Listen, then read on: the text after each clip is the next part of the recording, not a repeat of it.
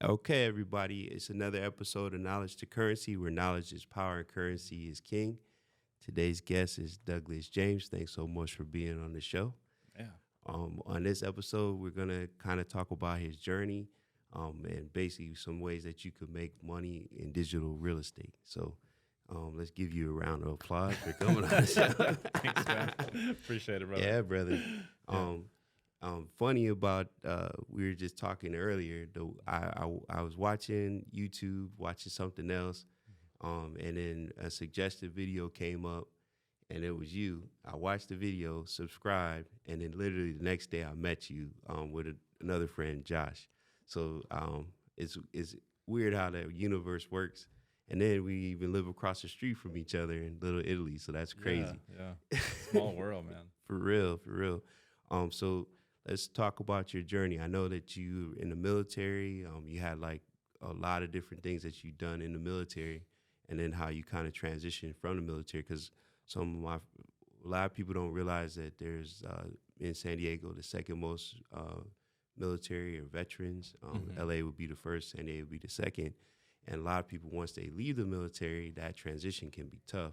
Yeah. And from my understanding with your business, you want to help not only military people, but that's some near and dear to your heart. Yeah, absolutely, man. Well, Yeah. Thanks for having me on. It's a pleasure, brother. Oh, no, I appreciate you. Yeah, so I was in the military. I was in the Navy for 10 years. So I'm from New Orleans, Louisiana. Nice. Yeah, so I grew up there, and I joined the military because when I graduated high school, I started to bartend for like a year. So Okay. I was, ratting the streets or whatever for like a year in New Orleans, Louisiana, staying up till 4 or 5 a.m.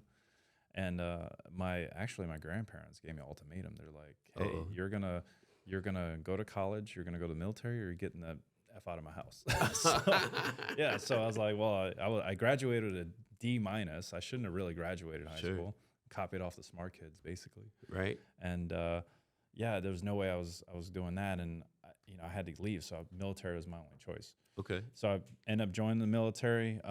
Went in as a hospital corpsman. Okay. And man, I got to travel, do, and see so many amazing things. Like the highlight of my career was going on a humanitarian mission to the Philippines, Papua New Guinea, and Fiji. Nice. And we built schools for kids, man. And that was like probably some of the best work I've ever done, like as a human being in my life. Right. And at that point in my career, I was in five and a half years. And for, I don't know if you know anything about military rank, but to make E6 in the active duty space, it takes like an average 12 years. Okay. I did it in 5.5 years. Wow. So less than half the time. So you and accelerating. so as an E6, I can like be the supervisor of like hundreds of sailors. Right. It's like a higher ranking supervisor position. And I was actually given that rank when I went on that deployment. Typically, you have to go through an evaluation, you have to take a test, and they put you against all the other sailors in the Navy, and they pick the top like 0.5%. Wow. And give you E6. And they basically gave it to me because just my demeanor and my leadership and what I was doing and building, And what I learned in my whole time in the military was like I'm just really good at marketing and sales. I was good at marketing myself. Hey, pick me, I'll get the job done. I was selling to them, hey, we did this and this and this. I led this many sailors. We, did all this. So when I went up for like Sailor of the Year or Sailor of the Quarter, and I got these prestigious awards, I won because my package and how I presented myself just was superior. Right. And, I say that, but there was also like, you can't get anywhere without an amazing team. Right. We're all built on the shoulders of giants, right? Like anything that I've accomplished in my life, I can't take full credibility because I have such amazing people underneath me. Sure. But don't get me wrong. Like if I'm lazy and don't put in the work and don't show up for them, like nothing's going to happen. They're just not going to carry me. Like I got to get in there and rally them. So True. But yeah, man, my whole career, I was really great at that. So when I got back from that deployment, I realized, you know what? I'm a little bored.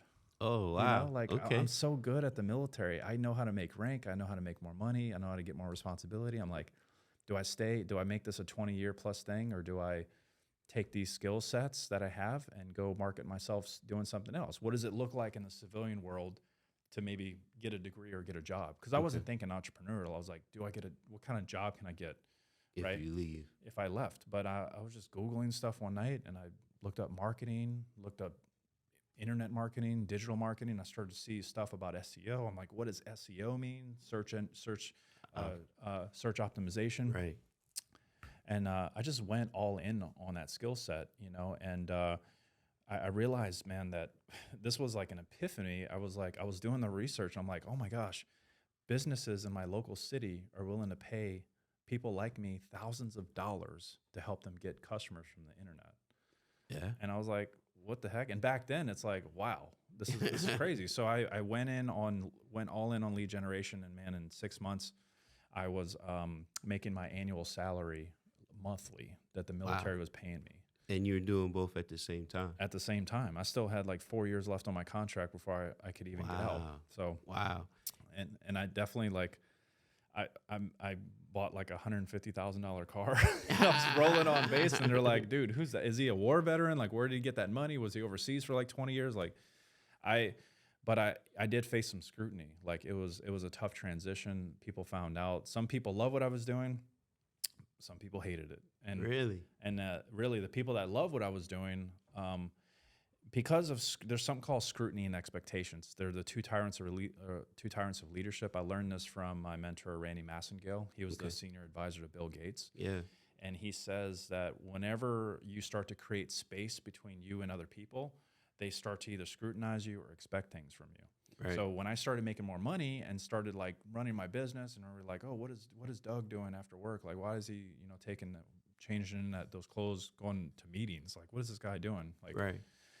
I had bosses that were like scrutinizing me, telling me like, look, you're going to go back to work. You're going to shut down your website, or we're going to throw you in the brig and kick you out the Navy and take your money from you. Yeah. So I'd faced so much scrutiny, man. It was the worst nightmare for like 6 months. They were effing with me for like 6 months. And then it went all the way up to actually my commanding officer. Okay. And they looked at the package and were like, this is a joke. This sailor can be a business owner, entrepreneur outside the military. There's nothing saying that he can't. So they kicked it back, and I went back to work. And my superiors were so upset. So it's just, they were just old school, and they didn't like that. Isn't that weird though? Like most people, if I saw you having success at something, I would be like, hey, Doug, show me how to do this. Yeah. So I could do it too. And they were like, no. Well, they were more, it was the old school Krusty, like in the Navy for 20 plus years. But here's the beautiful thing that came out of that is the expectations piece. Okay. Right? If you start to create space, better yourself, they're like, yo, how do you do that? Can you teach me how to do that? They start to expect, right? Like, how do you make money? I had a Master Chief come up to me. This is a E9, it's the highest ranking active duty rank you can get. Okay. It's very exclusive. And a Master Chief came up to me, and he's like, hey, I'm 45 years old. I've been in the Navy for 25 years, and I don't want to, and I'm getting out next month. I don't want to sit in a classroom full of 19-year-olds. Can you teach me what you do? Okay. And so that's cool. I'm like, okay, so now not only are businesses paying me to help them get customers, there's other people willing to pay me to teach them how I do that. Vertical integration. That's it. Awesome. So that's how I got into coaching. And I started working, we've worked with over 15,000 veterans now. Man, that's awesome. So then is that gentleman still one of your students now, or did he go off and do his own thing? He's building his thing, multiple business, doing really well. Yeah, but a lot of them, they sometimes stay in, how it is, you join a community. Right. I've been doing this for almost 10 years. So a lot of people will be in the community for 6 months, a year, and then they'll go do their thing. But they'll pop in every now and then. You're like, oh, what's up, man? It's been a while. Or I'll have an event and they bought a ticket. I'm like, oh, man, how's everything going? So. Nice. So then once you started to get into this whole world of digital marketing, digital real estate, what was one of the first mentors that you had in that space? In the marketing space? Mm-hmm. I'd probably say one of the people that I looked up to was probably Grant Cardone. Okay. I was fortunate to work with his team over the years. We've done launches together. And I think I've read every book Grant Cardone has ever written at this point now. When I first started, I read Sell or Be Sold, and then The Survivor's Guide to Closing Sales, something like that. But that's where I learned like sales, closing deals, hardcore. But then I got a little bit more ingrained into human psychology. Okay. Psycho-Cybernetics is a really great book. Just really understanding the human brain and how it works. And one of my mentors today that I talk to every week, he is a gold Olympian. He's 72 years old, gold Olympian. He's trained 40 goals. Work with like Lance Armstrong, Tiger Woods, a whole bunch of celebrities you probably know about. Right. And he talks about the human mind versus the champion's mind. So the human mind is all about survival. Like it could care less about your goals, dreams, aspirations. Like you can live without arms and legs. You just need a spinal cord and a brain. That's it, man. Yeah. And your vital organs, obviously. Right. But the champion's mind, man, is like it's all about becoming like a repeat winner. Right. Rather than the human mind's all about like a one-act wonder. So even if you hit it, you land a big client, whatever, can you repeat that? Right. So I got this whole thing. I tell my students, like, I can teach you the $1 million strategy, but if you don't know how to keep that $1 million or repeat it, what's the point? Yeah. You know? So in all that I do, I integrate like this champion's mind to it's kind of like stair stepping, right? If you can take the stairs or you can take the elevator, right? You take the elevator, boom, you hit the big $100,000 client. Now what? You know, you just went straight to the penthouse. Right. But the people that took the stairs, right? They hit a small goal, $5,000. Then they stepped. They're like, okay, how do we maintain this $5,000 a month? Then he took another step, another $10,000 a month. Now let's take a step and maintain that, right? So you slowly build up to that $100K a month or whatever your goal is, rather than going straight to it. There's a lot of problems that's like hitting the lottery. Yeah, is like one of the worst things that could happen to anyone. Sure. Really, to the wrong person. To the wrong, a lot of people end up broke or dead, which is pretty crazy if you think about it. Exactly. Or people like inherit a bunch of money that have no business having. Like people think they want to be a millionaire. I was like, do you have what it takes and responsibility to even have that kind of money? Like, are you somebody that can, you know what I'm saying? So you got to really hold up a mirror and see if you even qualify for that. It takes time, in order to have that. And I've learned that, I've made mistakes with money, but I've also made good decisions with money.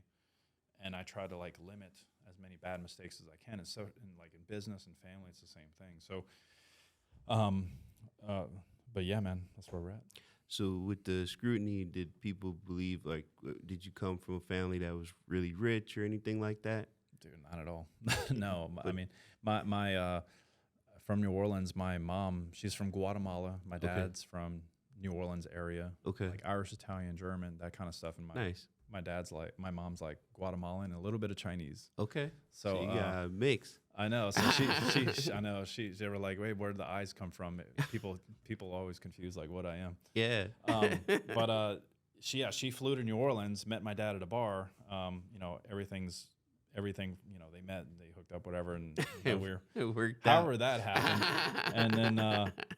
And then, my mom's a respiratory therapist. She comes from, 7, 8 brothers and sisters that are all successful in the medical field. Okay.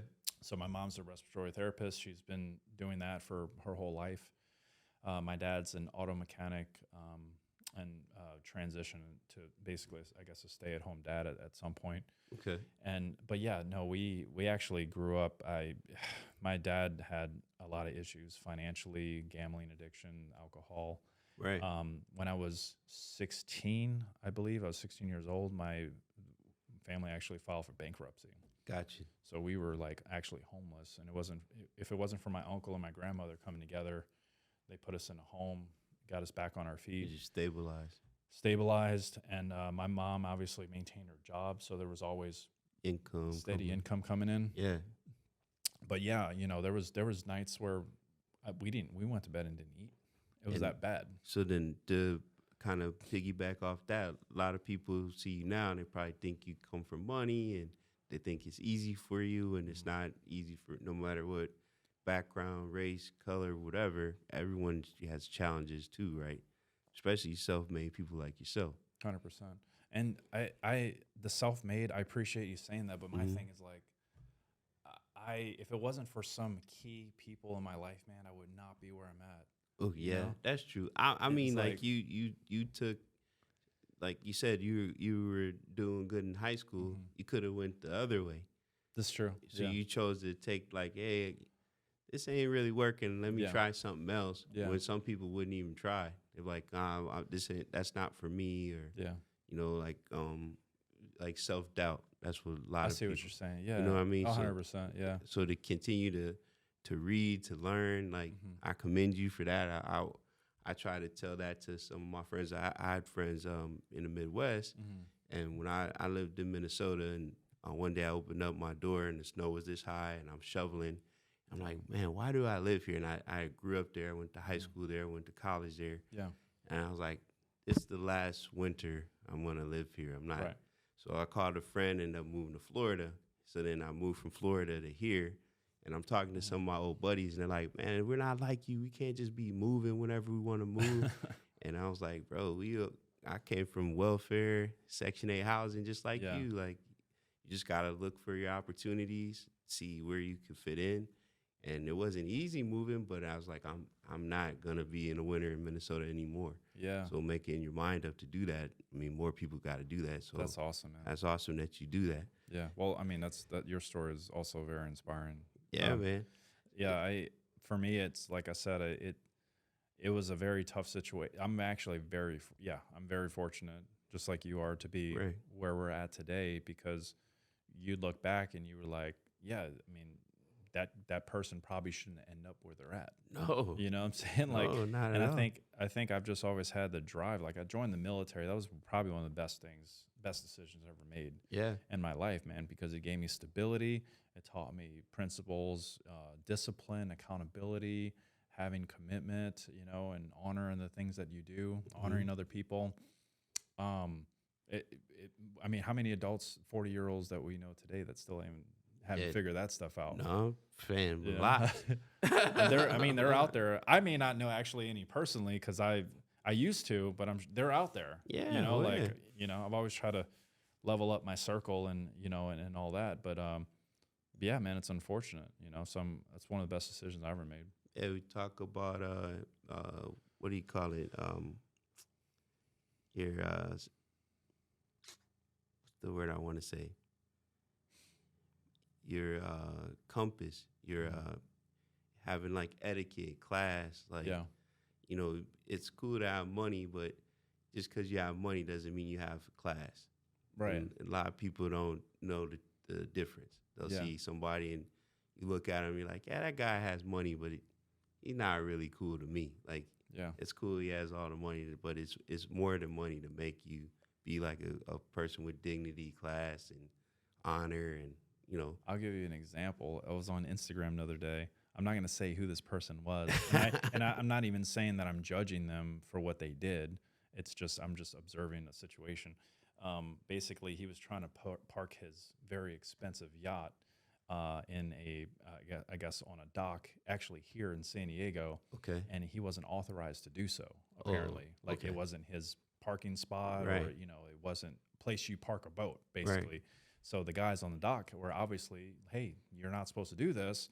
And for whatever reason, I don't know what they did or what they said to him to cause him to do this, but he basically was yelling, hey, I'll kill you.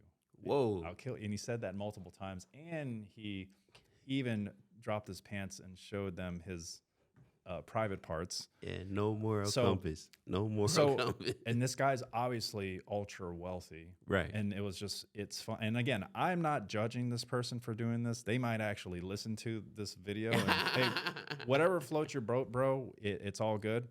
But the comments were hilarious, because one of the comments said, all that money and couldn't afford 2 cents of respect. I mean, yeah, man. I mean, I think that means a lot. Like, as far as like my grandmother's name was Porter because of my grandfather. Mm-hmm. And when I was young, she would always say, okay, when you leave this house, you got my last name, so don't disrespect our family name. Right. And I never understood it because, you're like first grade. But then as I got older, I'm like, oh, that's what she means by that. Like, you don't want to be the kid that messes up, and then everyone's like, oh, that's that Porter kid. Like, his whole family is this and that. So I always like held a standard to have that moral compass to be like, no, this is how we do things. Everyone else might do whatever, but this is how we roll. Man, I got to tell you, I had to make one of the toughest pivots and decisions I've had to make in business in a while. Let's hear it. Like 6 months ago. my company, so the education company has done about 75 million in total revenue. Nice. And it's digital real estate. It's the whole digital economy, right? That you talk about on your show. Right. And but mine is, the vehicle is lead generation for brick and mortar local businesses, right? Right. Anyway, I was working with a sales team. Not going to say who they are. It was outsourced team, and they had a couple partners on it, and we did massive numbers with these guys. Obviously, and but the whole time I felt something was off in my gut, and I just couldn't put my finger on it, man. And when you're selling online info products or digital courses or really anything, right, there's certain rules, regulations, and compliance that you need to follow. Yeah. If not, you can get in serious trouble or owe a lot of money to some agencies and stuff. Yeah, So, and a lot of those practices, I don't think came so clear to me until maybe about 2.5 to 3 years ago. Okay. And we always try to make do our best to say, here's the product, here's what you can expect, here's what other people are doing, but there's a certain way you have to go about that. So for the last 2 to 3 years, I've tried to put more of a hyper laser focus on compliance specifically. Oh yeah. Because we want to be above board in anything we do. Like Douglas James is a name brand. It's a trademark brand. I'm putting Douglas James not only on this, but other things I'm doing. Right. So I want this to maintain for a very long time. Right. And they were doing weird stuff like not recording certain calls. They were making, we would listen, and the ones they were recording, they were making certain promises that my company couldn't fulfill. Oh, man. It's like, and then they were using like their personal cell phones when they should be in the CRM, just stuff like that, dude. And there's some other stuff that I'm not even going to mention, but anyway, total shadiness. Right. And it wasn't until I asked one of the representatives directly, what the F's going on? Because I found some stuff, and I was like, look what I found. And we're like, dude, I'm so glad you brought this up. And he basically spilt the beans. Okay. And so, dude, from a moral standpoint, I had to let him go. I was like, I confirmed what was in my gut this whole time, and I had to let them go. And at this point, we're doing almost $2 million a month in revenue. Yeah. Right. And luckily, it was a downturn we were approaching the holidays, and usually we go through a little bit of a lull through the holidays. Sure. So it was it was kind of good timing to do it, but dude, I had to let them go, and I had to basically rebuild the team.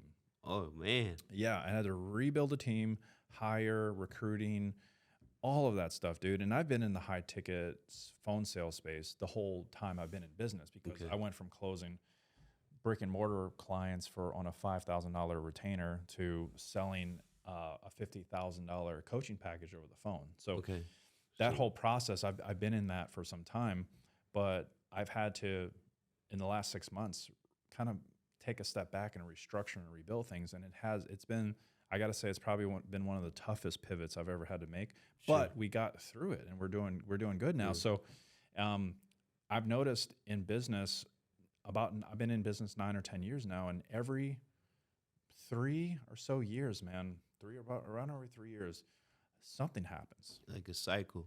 It's like a cycle. It's like the bull market, bear market cycle, but it happens to us. And I got to make some kind of strategic pivot. We got to modify our offers that we're selling. We got to change something. We got to change a partner. This just had to be this was definitely the biggest one I've ever had to go to, man. But it's truly tested, I guess, my patience and resilience and mindset, because I've never had to go through something like this before. We went from 2 million a month to zero, starting over, basically zero for a couple months minimum, before revenue started to come back in, right? And that's a tough situation, but it's kind of like this. You can keep that going now with all the bad stuff that is going on. And you're happy, but what if in a year or two that comes and bites you in the ass and you lose all of it? Yeah, you get sued. right. have to shut down the whole Not operation. saying there was I'm not saying that there was egregious things or whatever going on. Like it was just it was tiny little 10% things that I caught that I just didn't feel good in my heart because I put so much trust into them, and for them to take my trust and abuse it. Yeah.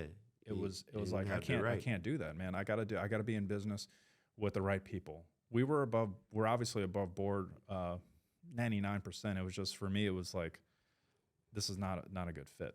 You know what I'm saying? And that's shout out to you for number one, being enough of a person to be like, hey, you know what, the direction you guys are doing business, I'm not with that. Like I did mortgages for a long time. Yeah. And a lot of times what people would do is you apply and they say, okay, Douglas, based on the information that I have here, you qualify for this rate, these are your costs, and let's get you going. But until we pull your credit and do an appraisal and get the actual title work, those aren't real numbers.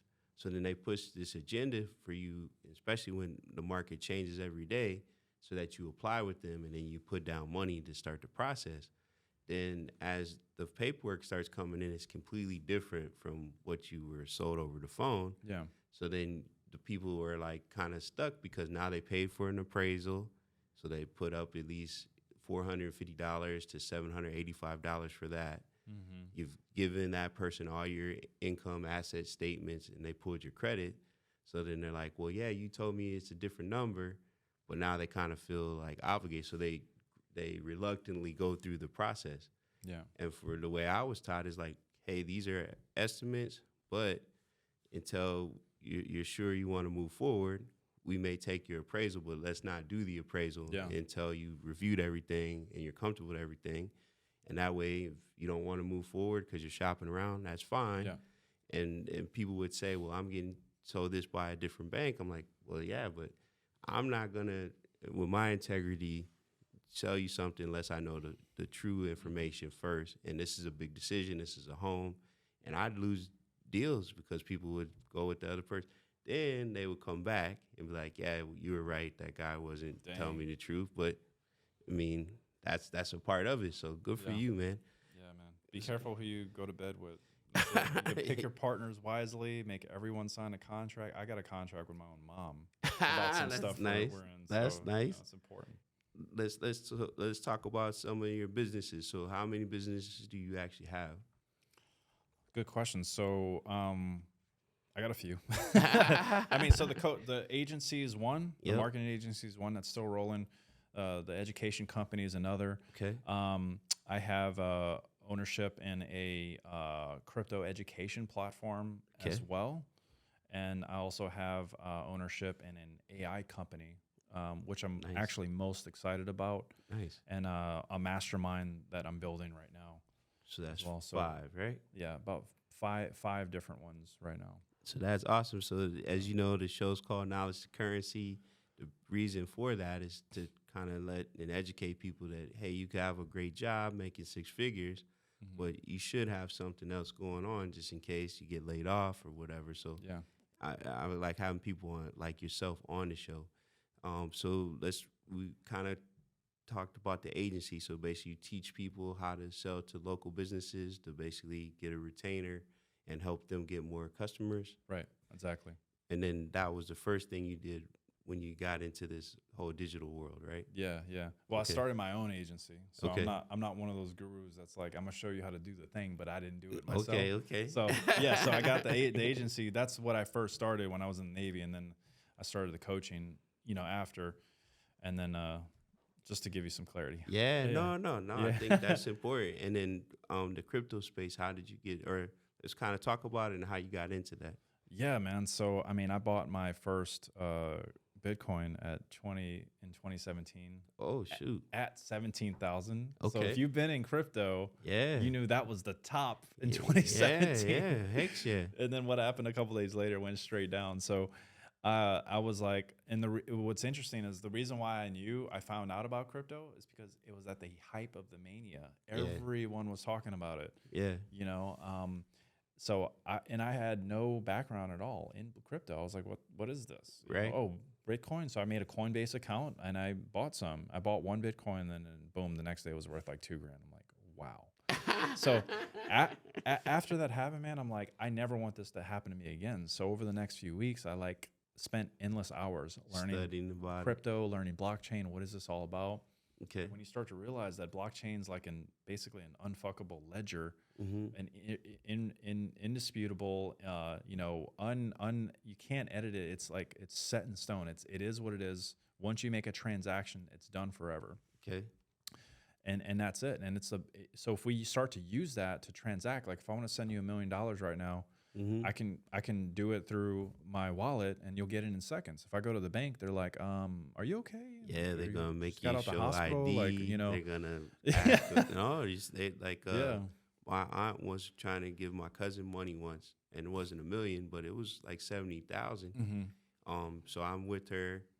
So then they asked for my ID. They asked who I am. I used to work at the bank that we're at, where she has her accounts. So then the fraud department calls. Then they want to speak to both of us. And then they're like, okay, is this a valid transaction? Now, mind you, she showed all her identification. She banks there every week. And they did all that to transfer the money. And she was like, if someone can go through all this and fake and clone me or whatever, you could just have all my money. So you're right. You're definitely right about that. Yes, it could take a week to get the money. So, I mean, blockchain is, it's a disruptive technology that I love, man. And up and fast forward to 2021, it kind of went quiet, right? We went into a bear market. So I was like, well, I'm going to focus on lead gen in my business. Okay. Like, maybe crypto's a scam. I don't know. So kind of back. I knew blockchain was legit. Right. I knew blockchain was legit. I knew Bitcoin was legit. Right.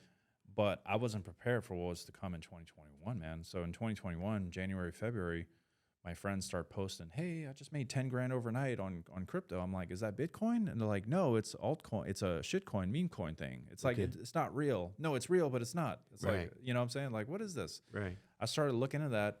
And then my buddy is like, "Hey, you should join this mastermind. They're teaching everyone how to read, contracts." Okay. And what would happen back then, you would buy something and you couldn't like get your money out. It's called a honeypot. Okay. A crypto. And people were getting scammed left and right. I'm like, dude, I need to educate myself on this. Yeah. And people were making a lot of money too. Like if it wasn't a honeypot and 100x overnight, people were making a lot of money. So join the mastermind. And then that's when I started to learn how to read contracts to see if there was liquidity, if it was locked, if the contract was renounced, so they couldn't like edit the contract. There's all these little things you start to learn. And then I started to pick and choose which coins, and they would teach you like how to pick and choose which ones to invest in that had a potential of multiplying. Sure. So I started doing that, man. I kid you not. And I would post this on Facebook back then. I would buy something for $1,000, wake up the next day, it's worth 10 grand. What? And I would sell. I'm like, dude, this is like, it was like a video game. Right. And one of the biggest ones I did it with, man, it was called Safemoon. And Safemoon, I think it's still in business, but I put 1,000 in, and that turned into 50 grand in like 2 days. And that I posted that, and like I started to attract a lot of attention. There was already a lot of attention out there. And then things just, that whole year, 2021, we were in one of the biggest bull markets. We were entering the biggest bull market up until then. Yeah. Which I think we're entering obviously an even bigger bull market now. like as we sit here record this. Yeah. But Bitcoin that year in 2021 ran up to 69,000 at the top, right? Yeah. As we're recording this, it's at 70,000. Yeah. Right. So we're already above the all-time high. Right. But I turned, I think 10 grand at that time total. No, 1,000. No, really 1,000. From when I invested my first $1,000 that year to when I was at the peak of 2021, it was about 500 grand. So I wasn't worth 7 figures then, but 500 grand, I got a 500x on my $1,000, which is amazing in a 7-month time period. Right. So that's not typical. That's definitely not typical. I wouldn't, if you're hearing this, I would never expect anyone to think that that's normal. Right. But back then, I actually, there was a guy in that community that I was listening to, his name's Nick. And every time he would come into the room and speak to the mastermind, I'm like, man, who's this weird guy? His camera's always off. He's always got these wolves on his photo. But when he would speak, dude, he was like brilliant, like a rocket scientist, or I'm like, what is going on with this guy? So I started to follow this guy, and then he ended up launching a community of his own. I joined the community, and then he launched his own currency. Okay. I'm like, okay, let me get in that. So I went heavy in that. And that currency was called Guard. It's on the Binance Smart Chain. And dude, that coin went all the way to $1 billion in 4 months. $1 billion market cap. I turned, I think, about $250K into $25 million unrealized. Unrealized meaning I didn't sell it. Right. Did I make out with 25? I did not. So to anyone listening at home, I didn't make out with it. But no one expected, I didn't expect for that. And that ran up in the bear market. Right. Bitcoin already dumped on Thanksgiving of 2021. Yeah.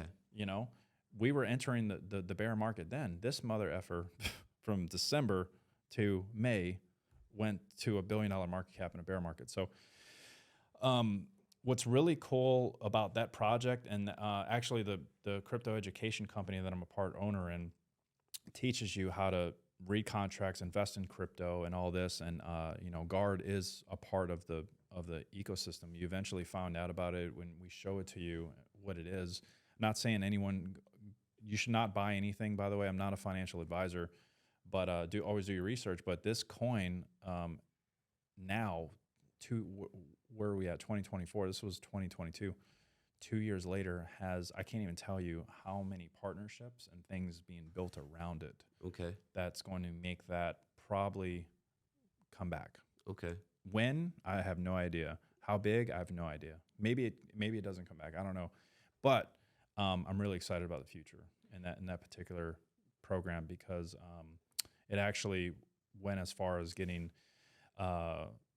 recognized as a autonomous DAO, certified in the Virgin Islands, and it's also represented by Fenwick West, which is the largest Silicon Valley law firm out in Silicon Valley. They represent Dropbox, Yuga Labs, all these massive companies. So it has the right players and partnerships involved in it, and it's going to be exciting to see, what that does. So I recently bought a coin called Baby. It's on the Solana blockchain. Okay. Dude, one of my buddies, back in 2021 or 2022, he was a part of a coin that went to $3 billion. Whoa. And I didn't participate with him. Right. And then he disappeared for like 2 years with his money. And that coin's still very successful. It's not like he took the bag and ran. No, dude, if you invest in stocks, if you own a piece of Tesla, sell it. You know, if you got to pay your bills, pay your bills. There's nothing wrong with it. It's the same thing in crypto. Just because you sell doesn't mean you're an a-hole. No, you invested into an asset and you took whatever your money out. It's a free market. You can do whatever you want, right? Right. He came back and he got involved with this coin. As soon as I saw him post for the first time in 2 years on social media, I immediately jumped in. And the bag is looking nice. Nice. So then if people want to be a part of that coaching program, so are they all separate things, or do you pay for one thing to do everything with the marketing, the agency, and the coin education, I guess you would call it? Yeah, so it's called the Wolf Den. Okay. The Wolf Den is the crypto education platform. So if you just type in on Instagram or Google the Wolf Den Crypto, it'll bring you to it, and you can join. I forget what it costs to join. I think you have to pay in BNB, which is on the Binance Smart Chain, but it'll teach you everything you need to know about blockchain, how to read it, how to invest into it, and how to think like an investor. Most people, speculative retail investors, will just buy stuff because they think it's going to moon or go up. It's like, well, no. You need to learn how to read markets, trends, news, all of these different things. You have to know human behavior and how people react in the markets. There's the fear and greed index. Yeah. When things are going sky high and mooning and Bitcoin's hitting an all-time high, the greed index is telling you that it's in the 80-90 percentile range. Everyone's just greedy. They're like buying, right? They think it's going to go to like $1 million Bitcoin this time, right?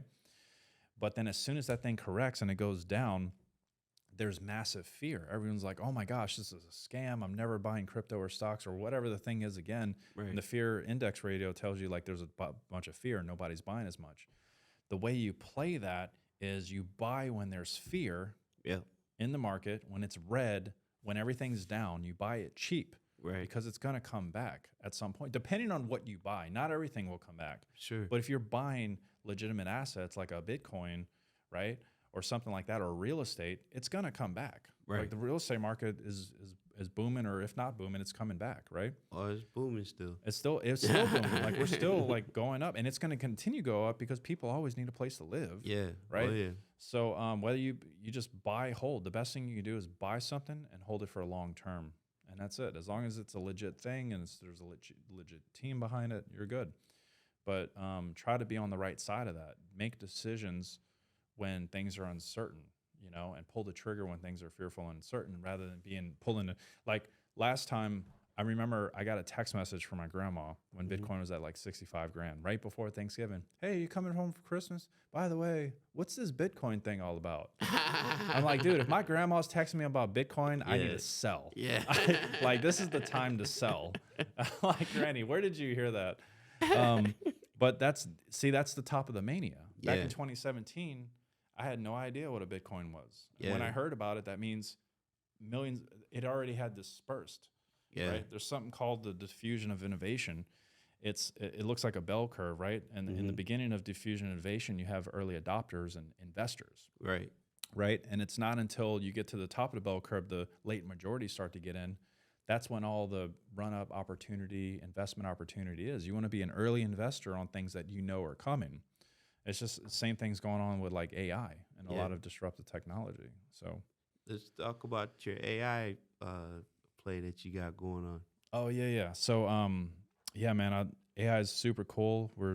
So I own a part of a company that's building AI for companies. Okay. And the way I'll just tell you how this company is positioned. So we have a holding company at the top, and then we have 3 entities at the bottom. Okay. So the first one is what it does is it creates joint venture opportunities. So what we want to do is we want to work with companies that haven't fully utilized AI in their business. Okay.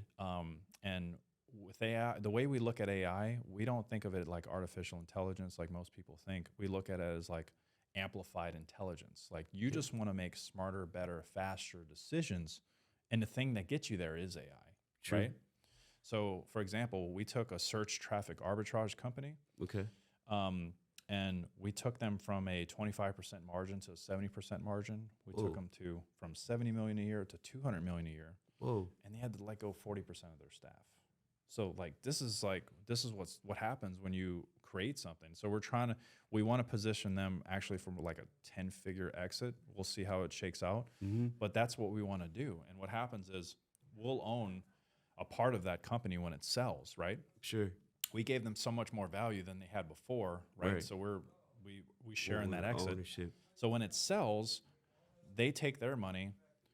For our share of that money goes up to the holding company and down into another entity, which is our fund. Okay. So the fund trades commodities futures. Okay. So we developed an AI that fully autonomously trades commodity futures, which is like what? Your gold, soybean, right? Corn, all the stuff that's never going to go away. Right.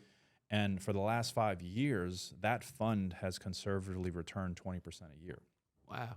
It can be a lot higher. This is a recording. I'm only going to say 20%. Can it do more? I'm pretty sure it can, but you know, for here it's 20%. No, we can actually adjust the volatility. So if we get an investor that's like, hey man, I'm super conservative. I want like my 5% like I would get from the S&P. Can you do that? Yeah, we can do that. Right. So you might have like a 1 or 2% drawdown in a single day. Okay.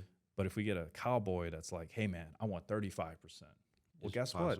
We could probably do that too, but with such a volatility higher, and you might have a 25% drawdown in a day. Okay. Most investors can't stomach that. People in crypto probably can because they're used to seeing their portfolio go to 90%, then to 10,000%, right? It happens. But most investors, they can't stomach that. But can we do it? Yeah. But at the end of the year, over that time frame, you'll have your return. So that's our play. So we want to work with as many businesses as possible, build them AI, create liquidity events, and just keep putting money into the fund. Keep on, and once we have like 10 billion in the fund, then boom, that's our first goal. Okay. Now the second entity holds all the patents and licenses. So whatever AI we build over here, it's owned by this entity, so we can license that out to other companies or spin the company back up again and sell the company again. Okay. So that's what we're doing.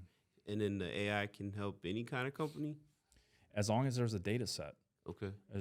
I'm consulting a number of businesses right now. One of them is someone that teaches people how to buy real estate, like find real estate deals. Yeah. Right. Section 8s, whatever, foreclosures. Yeah, there's softwares out there that help you do that, but we're developing an AI that will automatically instantly find any deal for any type of criteria that you might be looking for. Okay. It'll scurry the entire internet to go find it, and then just serve you up a list of leads. That's way more efficient. This happens in milliseconds. So we're developing this AI. So we're talking to this one guy that does this at a big scale to develop that AI for him. And what we also do is once you have your leads, right, you got to call them and qualify them just to make sure they're legit before you do the deal, right? Right.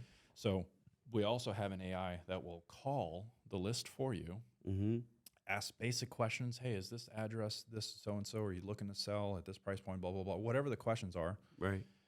And once it qualifies it, it'll live transfer it to a human, and the human takes it over and close the deal or set up an appointment or whatever. You get warm leads from the AI. Exactly. That's awesome. Then you just got to convert them. And you just convert them, and that's it. So we're doing that with that. There's another guy we're talking to that teaches you how to flip exotic cars for profit. Okay. Same thing. Got to go find all the deals on the internet. Boom, generate your leads. That took a half a second. Now you feed them into the AI setter that calls it, qualifies it. What's interesting about his deal is the student doesn't buy the deal. He buys the deal, and then he flips it and gives you 20% profit. So his students don't even use their own money, which is cool. Interesting. They just make money off that. So I'm also talking to a creator that is teaching people how to go viral on social media for their niche. So we're talking about training the AI on her methodologies and blueprint and everything, so that the person that buys the software can just plug in, like if they're in real estate, if they're a bartender and they want to go viral for bartending on social media, well, boom, it'll spit out exactly how the video should be shot and everything. Wow. So content creation, that's a big deal. Yeah. So that's just some ideas. There's one more. There's this one. So if anyone is running a fund, that is, and these companies, like for example, if you wanted to create your own app or software, right? And you can use AI. You're cutting out. You can cut out literally 90% of the work and time that it takes to do some of this manual labor that we do in our businesses every day. As long as there's a data set, we can go train AI to do it. So if you get just 10,000 people, it sounds like a lot, but 10,000 people, let's say at $200 a month, man, that's $24 million a year. Dang. You can position a 9-figure exit on something like that, especially with software and AI involved. The VC money rolling in AI right now is insane. So I want to go create in that joint venture part of the business, go create as many 9-figure exits as possible, again, to fill the fund. Okay. And that's what I'm working on. Like one guy, we already did it for commodity futures, and we're talking to another gentleman that's running like a $200 million fund for crypto. So he's trading crypto on major exchanges, but it's very much like trigger based. It's not fully autonomous. We can totally do it, and I just do the future's so bright, man. You got a lot of stuff going on. So is your goal, once you build all these up, are you going to sell them? The companies? Well, yeah. So we're selling the companies and the JVs, right? Okay. The JV we work with, they take their percentage, we take our percentage. Okay. Maybe we do another company, maybe we don't. Maybe we go have some drinks. We'll probably do something like that. But the holding company as a whole, we may not ever sell it because that's our golden goose that's laying golden eggs. So you just keep it going. Yeah. Okay. So you don't want to sell your golden goose, right? Sure. You want to keep that. Sure. So we'll probably hang on unless down the road, this thing is printing out, $1 billion in fees a year. Yeah. I mean, so on something like that, maybe we can get 10 billion, but that wouldn't be my decision. Obviously, I'm a partner, so you what vote on it. What the board would want to do, but that would be a very nice exit, a very, very nice exit. But yeah, we probably wouldn't sell that anytime soon. Nice. If anyone wants to work with you, what's the best way to do? If it's for coaching or to take your courses or any of the things? Absolutely. So obviously I'm doing a number of things. So what I decided to do was create DouglasJamesCollective.com. Okay. So if they anyone went to DouglasJamesCollective.com, it's a place where you can invest with me, you can monetize with me, or you can mastermind with me. Okay. Just fill out the short form. It's going to ask you some questions, and it'll go down the path of whichever one makes sense. So if you want to start a business and make money from the internet, if you want to scale your business, right? If you want to invest in some of the companies I've talked about here, mastermind, it'll go down that path, and then you'll get connected to my team. Also, if you're just super lost and you want to send me a DM, sure. Go to on Instagram. You're following me on Instagram, right? Yeah. So it's _Douglas James. Yep. It's the blue check one. You could just look up Douglas James as well on Instagram. Yeah, your YouTube channel, probably say that too. Yeah, YouTube, same thing. Douglas James on YouTube. You can check me out there. I should be verified everywhere. There's those minions out there making the fake accounts and stuff. So be careful with those. Look for the blue check. But yeah, man, check me out. What other announcements do you have for the future? Year of the Dragon. Yeah, for the Year of the Dragon, man. So it's funny you say that. I was in I've been to Vegas, I think 4 times this year already. Dang, okay. And man, they are going hard with Year of the Dragon. Yeah. Every casino has a beautiful garden and dragon set up. And I'm part Chinese too, which is interesting. Yeah, this is the year of money, man. This is the year of money, right? And I'm really excited, man. There's a lot of great things going on in my life right now, and I did get through quite the hurdle. So it's amazing what God's doing in my life now. Right. I just found out one of my brothers is going to be a priest. Oh, seriously? Yeah, he's been with my company for the whole time. Okay. For like 8 years. Okay. And he came to me and was like, man, I feel a calling to be a priest. Okay. So he's going on that journey now, and I'm gonna miss him. I'm gonna miss him, dude. Our team's gonna miss him. But dude, I'm just excited. God's been so great to me, man. I should not be where I'm at today. I just got to thank Him. I got to thank my family, and I think I'm doing the right things now. Mm-hmm. I think I've always been doing what I was supposed to be doing, but I think there was times where I did get distracted, and I tried to go down paths. And it's interesting. If you go down a path that you're not supposed to be on, that's not your true destiny or what God had in mind. Whoever your God is, right? I'm not here to argue that. Yeah, right. But when you go down the path, you start to feel it. You're like, I don't think this is the right thing. Like your gut starts to telling you things. And I'm not talking about fear of failing. I'm talking about like, no, this is like red light. Oh, You need to stop. You know what I'm saying? There's green light, yellow light, red light. Green means go. Yellow means, hey, is this right territory? Let's test it out. Red mean like you got to eject. So I've definitely been in red light situations in my life. And I got to tell you, I think I'm green right now, and it feels good. I feel that that energy you kind of feel when things are right and things are off or things are wrong. For my birthday, we all went out to Little Italy. We're at Cloak and Pedal, and all my friends are coming down, and they're like, "Oh, let's just keep going to the next bar." So we get right on India Street, right about to cross the street by 7-Eleven and Shake Shack, and I just got this feeling. I was like, "Nah, guys, let's call it a wrap. It's over." Yeah. And everyone was like, "What are you talking about? We're having a good time." I was like, "Nah, let's just head back." Yeah. And then like they're about to take a step, and I turn around. As soon as I turn around, it just starts pouring rain. And as like you said, like I just felt like something was off. I was like, nah, it's over. If we'd have kept walking, we'd have got caught in the rain. Yeah. And they were like, man, how'd you know? I was like, nah, it's just intuition. So I think people got to listen to that stuff. It comes to you, right? Yeah, for sure. Dude, it I know we were kind of rapping, but I'll just say this. It was 2009.